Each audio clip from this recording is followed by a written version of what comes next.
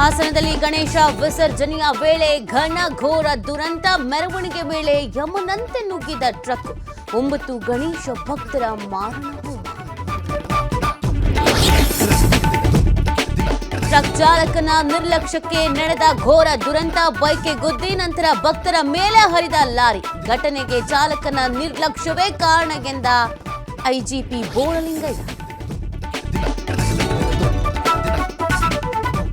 ಹಾಸನ ಜಿಲ್ಲಾಸ್ಪತ್ರೆಯಲ್ಲಿ ಮರಣೋತ್ತರ ಪರೀಕ್ಷೆ ಅಂತ್ಯ. ಕುಟುಂಬಸ್ಥರಿಗೆ ಮೃತದೇಹಗಳ ಹಸ್ತಾಂತರ. 25ಕ್ಕೂ ಹೆಚ್ಚು ಗಾಯಾಳುಗಳು ಜಿಲ್ಲಾಸ್ಪತ್ರೆಯಲ್ಲಿ ಚಿಕಿತ್ಸೆ.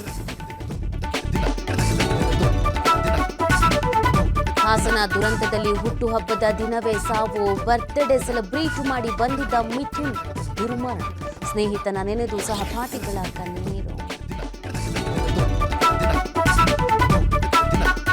ಬಳ್ಳಾರಿಗೆ ತಲುಪಿದ ಪ್ರವೀಣ್ ಕುಮಾರ್ ಮೃತದೇಹ. ಮಗನ ಶವ ನೋಡಿ ಕುಟುಂಬಸ್ಥರ ಆಕ್ರಂದನ. ನನಗ್ಯಾರು ದಿಕ್ಕು ಎಂದು ಎದೆ ಬಡಿದುಕೊಂಡ ತಾಯಿ.